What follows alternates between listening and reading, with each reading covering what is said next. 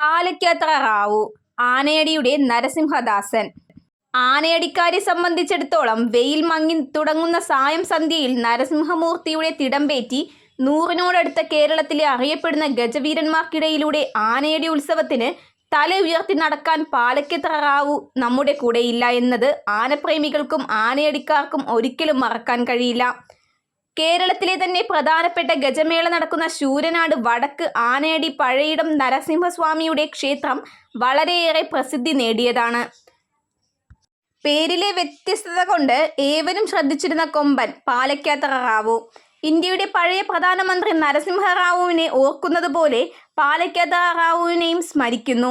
നിരവധി സൂപ്പർ സ്റ്റാറുകൾ അരങ്ങുവാഴുന്ന കൊല്ലം ജില്ലയിൽ നിന്നും പാലയ്ക്കത്ര തറവാടിന്റെയും കൊല്ലത്തിന്റെയും അഭിമാനമായിരുന്ന ഗജരാജൻ നരസിംഹദാസൻ പാലയ്ക്കത്ര റാവു ആയിരുന്നു.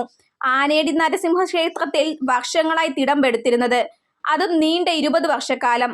ആനയടി ഗജമേളയിൽ ഭഗവാന്റെ തിടമ്പേറ്റി വയലിലേക്ക് റാവു കടന്നുവരുന്ന കാഴ്ച വളരെ മനോഹരമായ കാഴ്ച തന്നെയായിരുന്നു.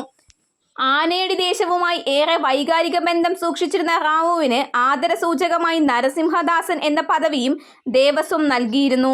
ചരിത്ര പ്രസിദ്ധമായ ഗജമേളയിലും ഗ്രാമപ്രദക്ഷിണത്തിലും ആറാട്ടിലും ആനയടിയുടെ മൂർത്തിയെ ജനങ്ങൾ കണ്ടിരുന്നത് റാവുവിന്റെ തലപ്പൊക്കത്തിലായിരുന്നു. ആനയടിയിൽ ആരൊക്കെ വന്നാലും പോയാലും അത് എത്ര കൊടികെട്ടിയ കൊമ്പനായിരുന്നാൽ പോലും ആനയടി തമ്പുരാന്റെ തിടമ്പ് തലയിലേറ്റാനുള്ള ഭാഗ്യം സാക്ഷാൽ നരസിംഹദാസൻ പാലയ്ക്കത്ര റാവുവിന് തന്നെയായിരുന്നു, ജീവിച്ചിരുന്ന കാലം വരെയും. പേരിലെ വ്യത്യസ്തതയും അഴകളവുകളിലെ പ്രത്യേകതയും ആനക്കേരളത്തിൽ റാവുവിനെ ഒരു ശ്രദ്ധാകേന്ദ്രമാക്കി മാറ്റിയെന്ന് പറയാം.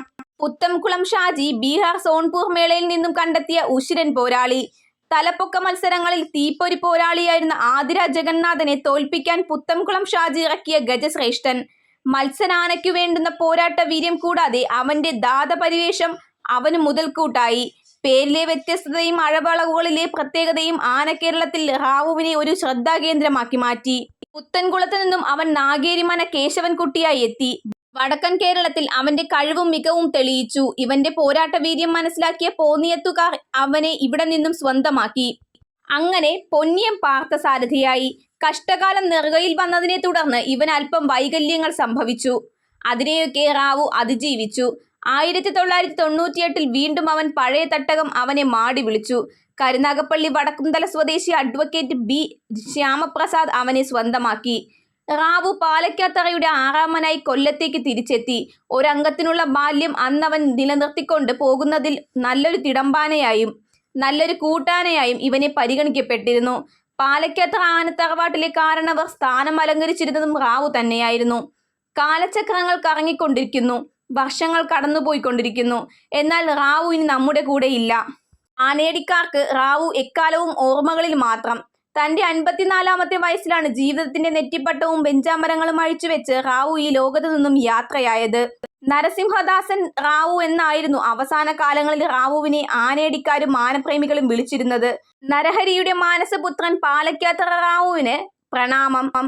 വനം വകുപ്പ് പരിശോധനകളെല്ലാം പൂർത്തീകരിച്ച് റാവുവിനെ കോന്നിയിലേക്ക് ലോറിയിൽ കൊണ്ടുപോകുമ്പോൾ നാടൊന്നാകെ പാതയോരങ്ങളിൽ കാത്തുനിന്നു തങ്ങളുടെ വീരനായകനെ അവസാനമായി ഒന്നു കാണാൻ. ആനയടിയിൽ നിന്ന് റാവു മടക്കമില്ലാതെ യാത്രയ്ക്ക് തിരിച്ചപ്പോൾ ഇരുചക്രവാഹനങ്ങളിൽ ജനങ്ങളോടൊപ്പം കൂടി. പോസ്റ്റ്മോർട്ടവും നടപടിക്രമങ്ങളും പൂർത്തീകരിച്ച് കോന്നിയിലെ വനമേഖലയിൽ അന്തിയുറങ്ങുന്ന നരസിംഹദാസൻ നരസിംഹപാദങ്ങളിൽ ലയിച്ചു എന്നേക്കുമായി. ഏതു വലിയവൻ വന്നാലും ആനയടി തമ്പുരാനെ ശിരസിലേറ്റാൻ നിയോഗം ലഭിച്ചവൻ ആനയടി മണ്ണിൽ തന്നെ വിടവാങ്ങി. 2020 നവംബർ 4-ന് റാവുവിന്റെ വിയോഗം ആനക്കേരളത്തിന്റെ തീരാനഷ്ടങ്ങളിൽ ഒന്നു തന്നെയാണ്.